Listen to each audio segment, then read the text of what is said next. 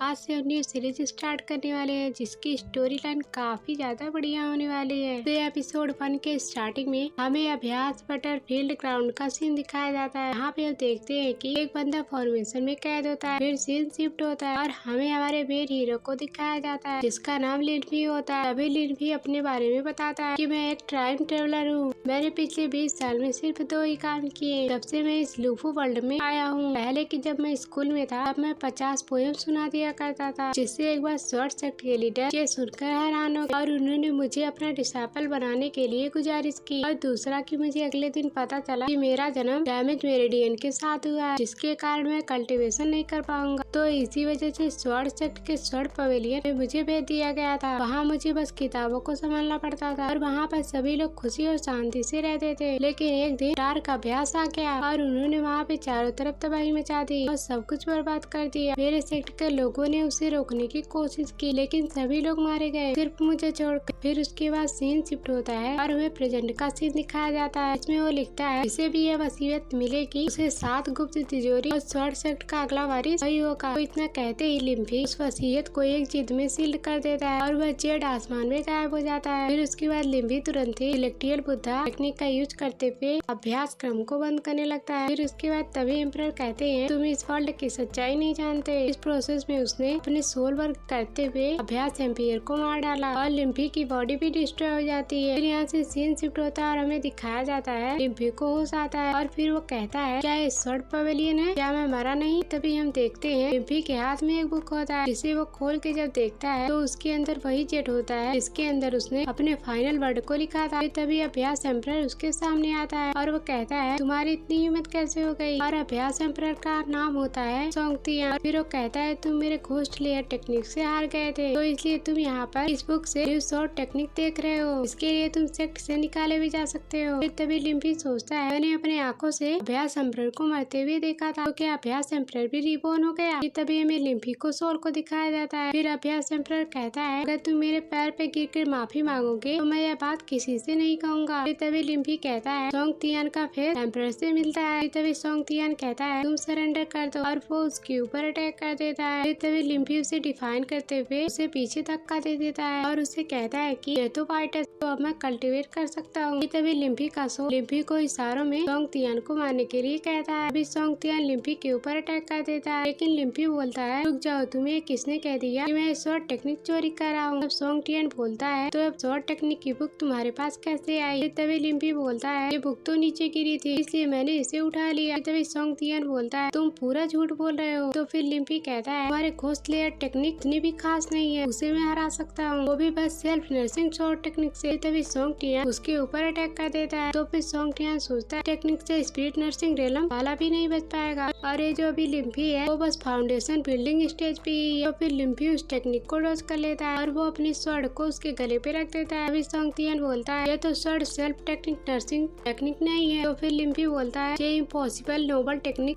जो कि self nursing short में से एक है। तभी सोंगतियान बोलता है ये इम्पॉसिबल है। तो फिर लिम्फी बोलता है तुम इस बुक में ढूंढ सकते हो। ये कहते हुए लिम्फी वहाँ से चला जाता है। फिर हमें युवान पिक का सीन दिखाया जाता है जहाँ पे लिम्फी रहता है। जहाँ लिम्फी उस सोल से पूछता है क्या ये बॉडी तुम्हारी है। तो फिर वो सोल बताती है हाँ। तो फिर लिम्फी उस सोल से पूछता है मेरा वापस से जन्म क्यों हुआ। तब वो सोल उसे विजन दिखाते हुए कहती है इसमें वो देखता है ज्यादा ट्रेनिंग और देर तक जागने की वजह से ये लिम्फी मर गया। तो फिर लिम्फी उस सोल से पूछता है तुम्हारा नाम भी लिम्फी था और सोचता है टाइम ट्रेवल करके हजारों साल बाद वाले शॉर्ट सेक्ट में आ चुका हूँ। तभी लिम्फी उसी जेड को चेक करता है। चेक करते हुए बोलता है जब जेड ब्लेड कभी ओपन ही नहीं हुआ तो शॉर्ट सेक्ट का वारिस कौन है जो कि डिस्ट्रॉय हो चुका था। फिर तभी लिम्फी अपने नई बॉडी की टेक्निक की कैपेसिटी चेक करता है और वो सोल को बोलता है बुद्धू तुमने 10,000 टेक्निक चुना है वो भी फाउंडेशन बिल्डिंग रियलम में। तभी हम लिम्फी फ्लैशबैक देखते हैं। यहाँ पे लिम्फी के मास्टर से बताते हैं एक शॉर्ट टेक्निक सीखने में कम से कम 10 साल लग जाते हैं, तो फिर 10,000 शॉर्ट टेक्निक सीखने में कितने साल लगेंगे। फिर हम प्रेजेंट का सीन देखते हैं जहाँ पे लिम्फी बोलता है ऐसे तो मैं अपने पिछले लाइफ जैसे अपने रिलम को आगे नहीं बढ़ा पाऊंगा। तभी लिम्फी उस जेड को एक मैप में बदल देता है और उस मैप को देखते हुए बोलता है कि अगर वो चीज अभी भी स्वान पिंक कैप में है तो मेरे सारे प्रॉब्लम सॉल्व हो जाएंगे। और तभी वो